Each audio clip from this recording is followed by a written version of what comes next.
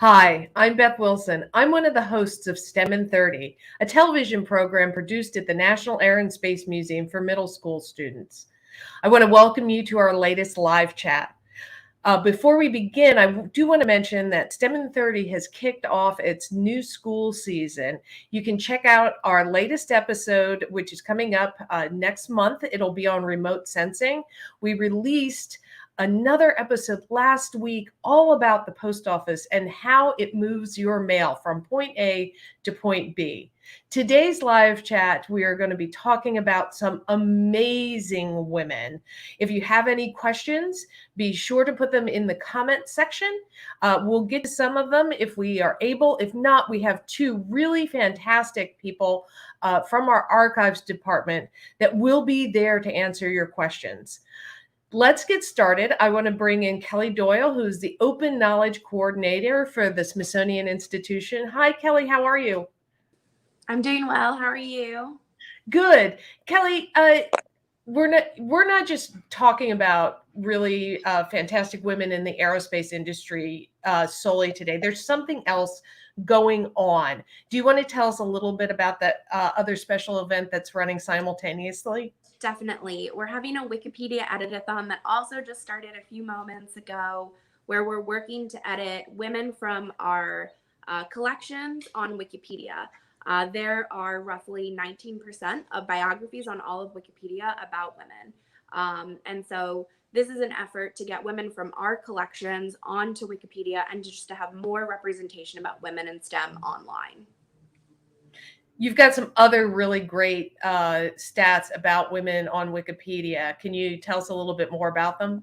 Definitely. So we know out of the 1.8 roughly million biographies that are on Wikipedia right now, 300K roughly are about women. And we know that those are of varying lengths, quality. Some have images, some do not.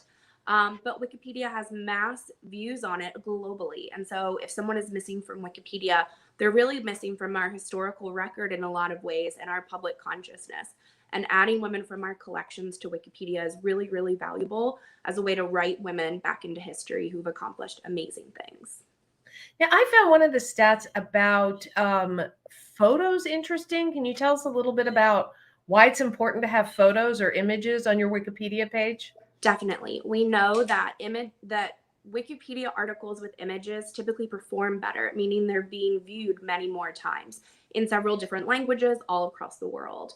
And we also know that home assist devices like Google, Siri, Alexa are pulling from Wikipedia if you're asking them for basic facts. And if you're asking on your phone, the image is going to pop up. And so having an image attached to the Wikipedia article is extremely important. Also, why I apologize. My cat has just entered and he is pretending to hunt one of his toys. So the odd noises you hear are my cat. Wants to be a star. Why is this project important, not only to the Smithsonian, but to the general public as well? Wikipedia is one of the top 10 most viewed websites across the world, and it's free and open, and anyone can use the information that's in there really in any way that they want to. They can put that information or images in textbooks.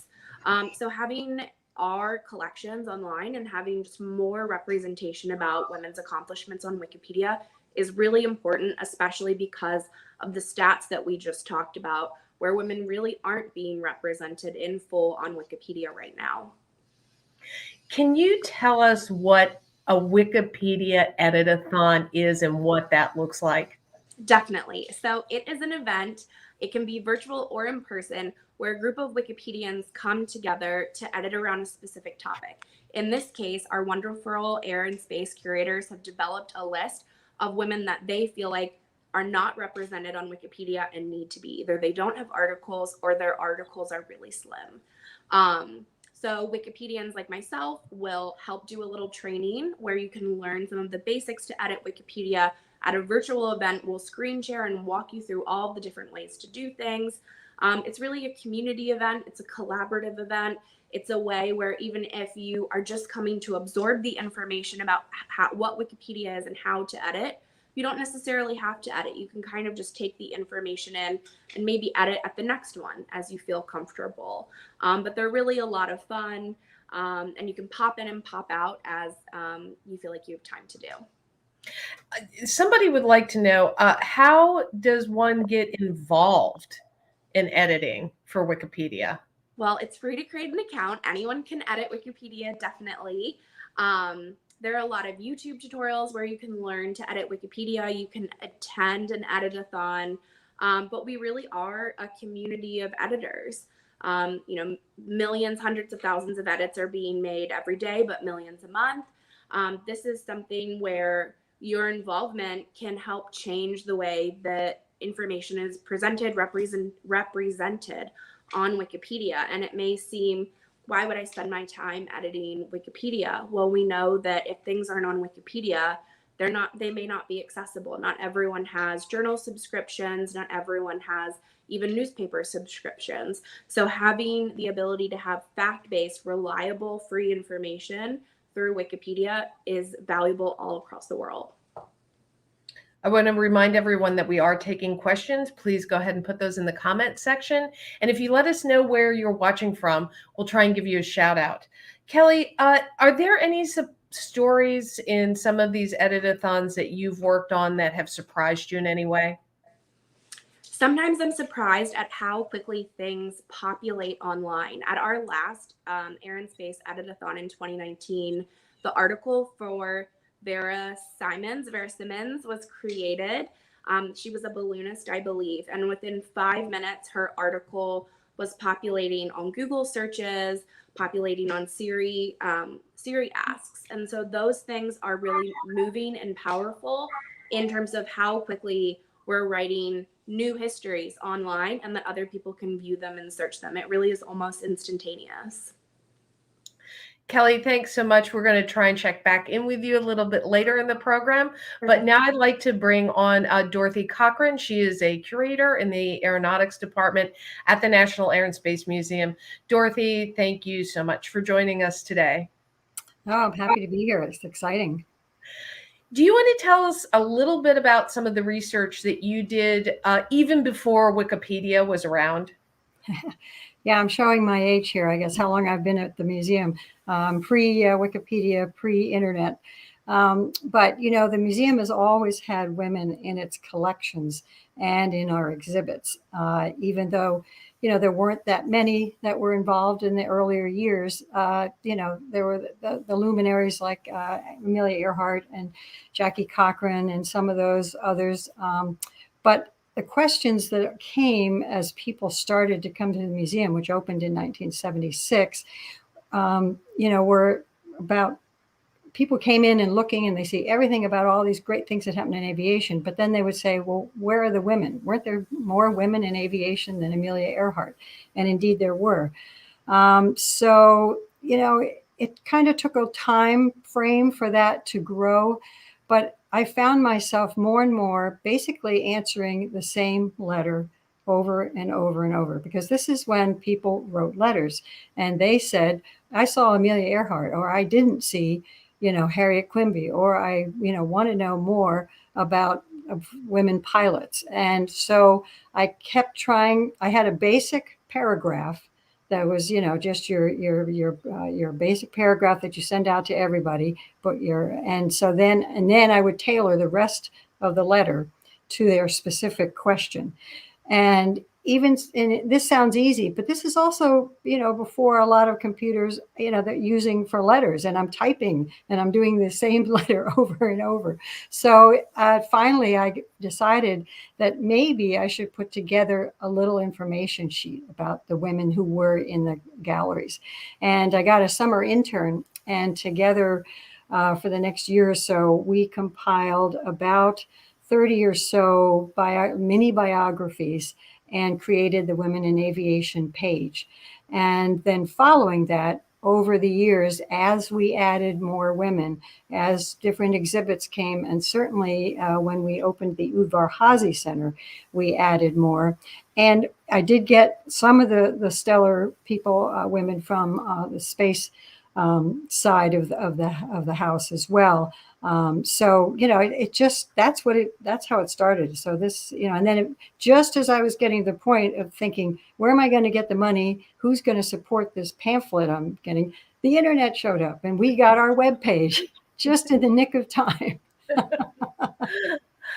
Well, can you tell us one of the more interesting stories or lesser known stories that populated that page, and then eventually started to populate pieces of exhibitry in the museum? Well, you know, there are early airline pilots, and we had some of their. We had at least one or two. Terry Woodrow, and we had Emily Howell, and you know, helicopter fascinating.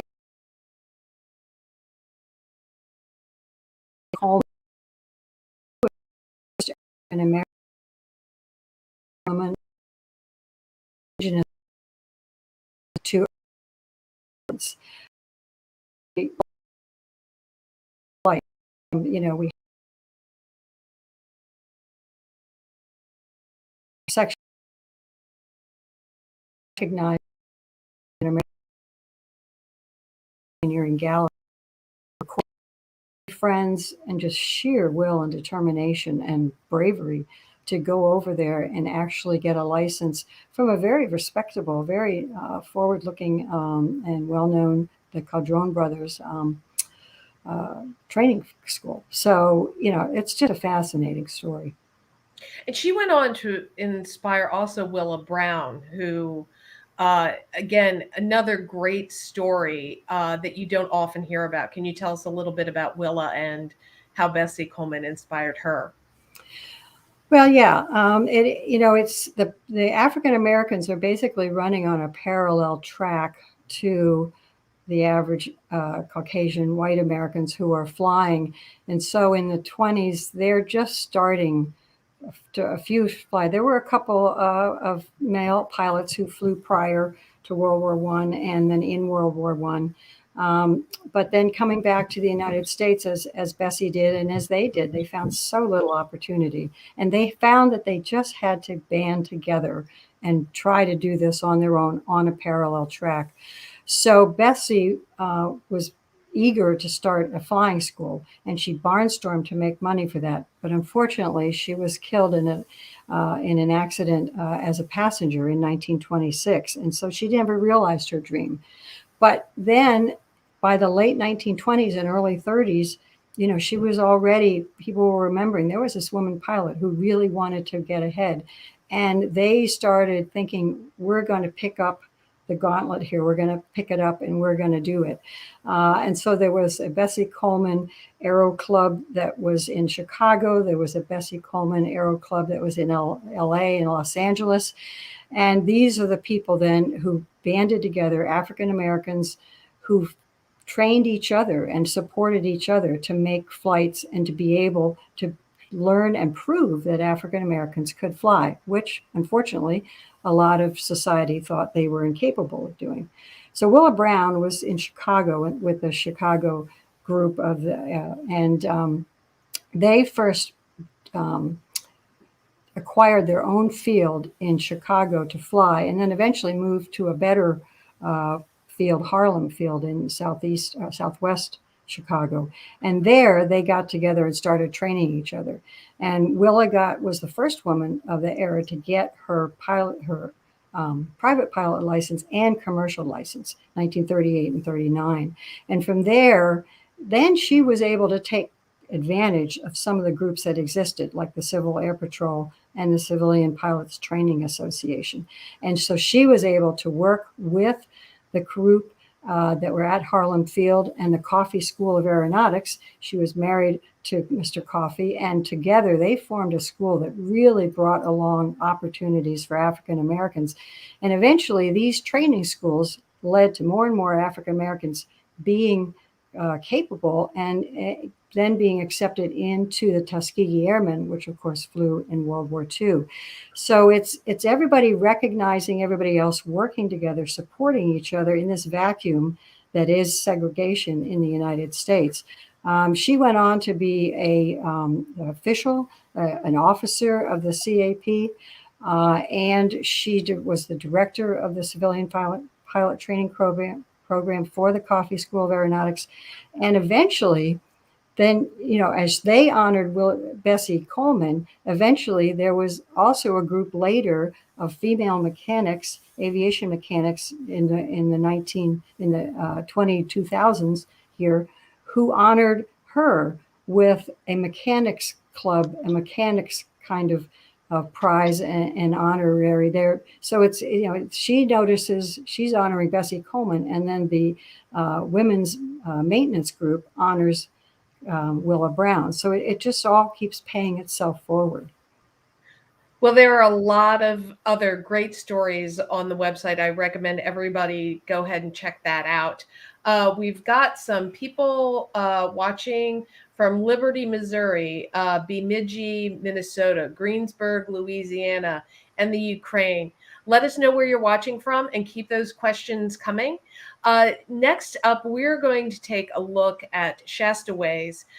She is an incredible pilot. She has a great story, and she is an inspiration to a lot of people. Let's take a look at Shasta Ways. Hi everyone, my name is Jamie Helander, and I'm a Smithsonian intern with the American Women's History Initiative and the National Air and Space Museum. And I have a very exciting guest with me today. Her name is Shasta Ways, and she is the youngest woman to fly around the world. Welcome, Shasta. Thank you so much. It is my pleasure to be here. So, Shasta, just to get us started, could you tell us a little bit about your story, please? Sure. So in 2017, I flew solo around the world in a single engine aircraft, visiting 22 countries across 5 continents, flying close to 25,000 nautical miles by myself in a single engine Bonanza. And the core of this flight was to go out there around the world and connect with children, talk to them about careers in STEM and aviation. Upon completing the flight, which took 145 days, I became the youngest woman to fly solo around the world in a single engine aircraft. But the biggest highlight was me interacting with over 3,000 children face to face and talking to them about careers in STEM and aviation. Post-flight, we have Dream Soar, my nonprofit. We have visited 9 additional countries, and we've participated in over 60 outreach events, again, to promote STEM and aviation. Wow, thank you so much for sharing your story. That is truly amazing, and I really appreciate it because you've really, truly inspired me throughout my life and so many kids around the world as well. Wikipedia is such an accessible platform for people all over the world to access information. What does it mean to you to have your story told on this Wikipedia platform today? Well, Jamie, it's so unreal to me that I have a Wikipedia page. It's something I'm so proud of. But when I first got into aviation, I tried so hard to find the women who've been in this industry and who have served it, really looking for role models. And it was very tough back in 2008 to find some of the key women throughout our history. And I really wanted to learn about these women so that I can have some sort of proof that women can be successful in aviation. So the fact that you all are creating or expanding this platform to bring awareness, to feature some of these very incredible women, and it's giving proof to people that women can be in this industry and they can do great things. And it's an industry where women belong. So I think the work you all are doing is so important, and I commend you all on it. That's exactly right. More women role models for young kids all across the world is why we are doing this today. In aviation and aerospace, we need to amplify their voices and their stories. And something else that we've learned recently is that images on a Wikipedia page are really what make or break the success of that page. Now, with that in mind, I understand you have some very exciting news to share with us.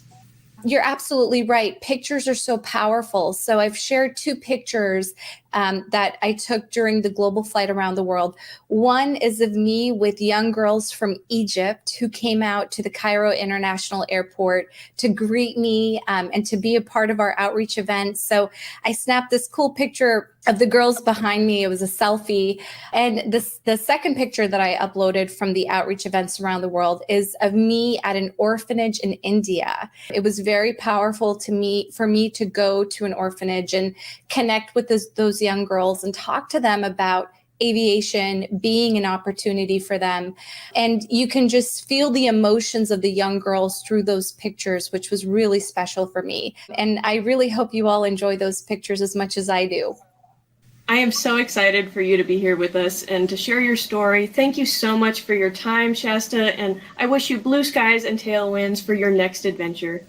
Thank you, Jamie.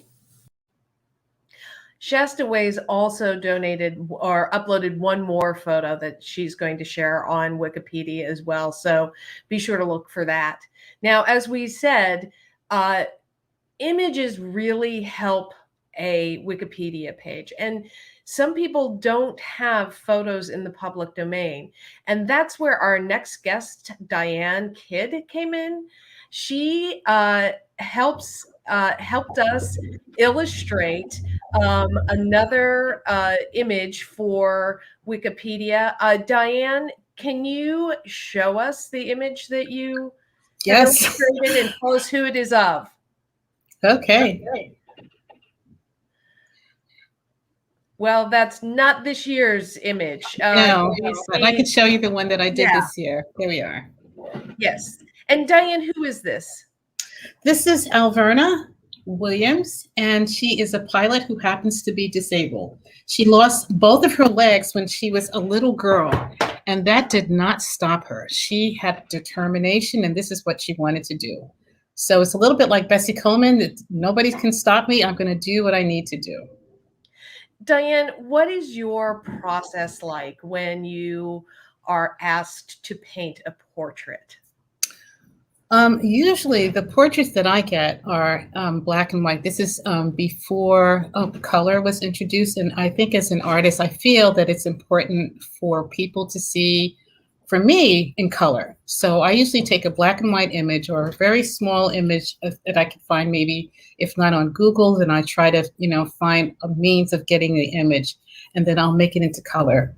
What I also try to do with the image is that, because that's a great sketch. So I usually sketch it out, and just try to capture something about the person. So that's like my primary sketch, looking at and then I add color, which is I'm using watercolor and a color pencil with this.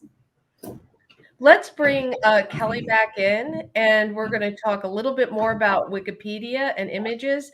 But before we get to that, I know, Diane, that you have some photos of your drafting table, and I just want to show those so that you can see all the tools of the trade that go into creating these images. Yep, I think this is my working artist studio. When I started, I just had a table, then I added a lamp, and then I added some materials. And it's a fun process. You really get to experiment using paint and color pencil. So for all of you would-be artists out there, enjoy.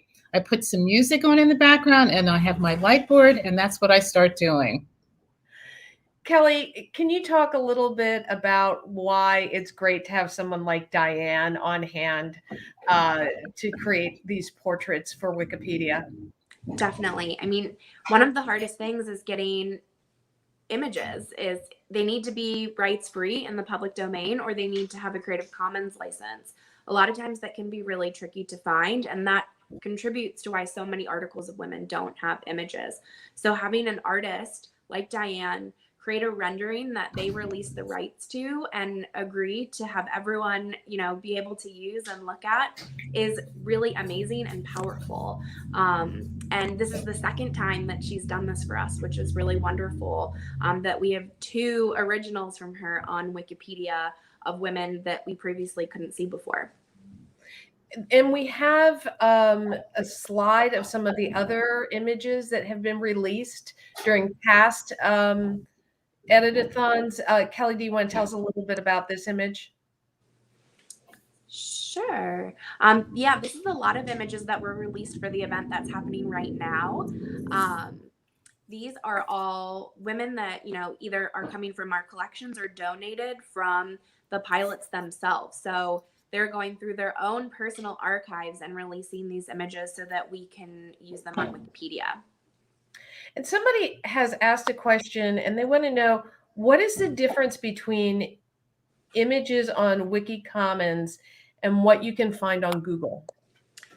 Okay, so what's on Wikimedia Commons are images that are either, like I said, in the public domain, and we've been able to discern that, or the copyright holder has released their rights to the image. So if I took a selfie of myself on my iPhone, I own the copyright to that image. But if I wanted to upload that onto Wikimedia Commons, I would have to release my rights to the image for it to be able to stay there. The Wikimedia Commons is a repository of all rights-free images that are able to be used in varying ways. So some will have a requirement that you need to attribute and say, this is Kelly Doyle's image. And some have requirements where you don't have to do that.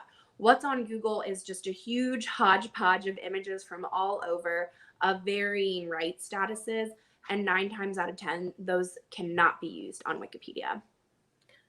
We're going to go ahead and bring Dorothy back into the conversation because we've got some other questions coming in about doing research. Dorothy, besides Wikipedia, which is oftentimes where I start, where else can you go to find out more information, in particular on these women that we're talking about today? Well, if you have a name and you just want to know more about someone, you can often just Google their name, and if they've written anything, they have their own publication that will pop up. Some of the women that you had on there, Erin Miller and some of the others have all written books. So that's one way to do it. There are a lot of publications. You can just Google women's history, women's aviation history. And then, of course, you can, go to an actual library. Do they still exist? Yes. And, but there are many ways to do that. And just, pick up history books, pick up books on the era that you're looking at. But I think one of the best ways is to just go online and just start asking, where are the women pilots? Tell me more about women aviators, and they'll pop up. Diane, someone would like to know how you became such a great artist.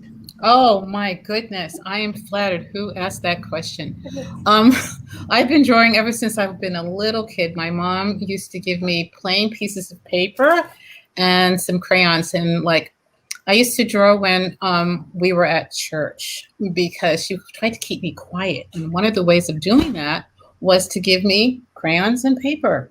And I've been drawing ever since. I love it. So, as I said, for all you artists out there, keep drawing and use whatever paper or materials that you want to create your image. I also want to give a shout out actually to our incredible archive staff who has been on this chat with us today and have been answering questions in the comments section. Now, to learn even more about the Smithsonian's collection, way more than you can find on Wikipedia, please visit our archives. The website is up there. And Kelly, we're going to wrap up today by asking you, how long will it take for the work that is being done today to show up on Wikipedia? Almost immediately. So we do have a landing page for today where we're all editing from and looking at the articles. I suspect that by the end of the day, a lot of those articles will be created. And so from creation, when you hit publish, to when you can view it as a user just Googling and trying to find the article on Wikipedia, it's about 5 minutes. So definitely watch out for updates to Shasta's page, for updates to Alverna Babb's page, and you'll be able to see those, I would say, by 3:30 Eastern. Great. Ladies, thank you all so much for joining us today. This has been a great chat, and I hope that everybody who's watching will check out Wikipedia for all the hard work that the Wikipedians are doing today. Before we go today, I just want to mention a couple of things. The next episode of STEM in 30 comes out next week. It is all about remote sensing, and we will feature some of the amazing things that NOAA is working on. So we hope you can join us. If you enjoyed this program, be sure to follow STEM in 30 on Facebook and Twitter, and subscribe to the National Air and Space Museum's YouTube channel. We love to hear your feedback. You can email us at stemin30@si.edu. And again, thank you so much to all the Wikipedians who are doing this great work today. And be sure to check it out online later this afternoon. Thanks for watching.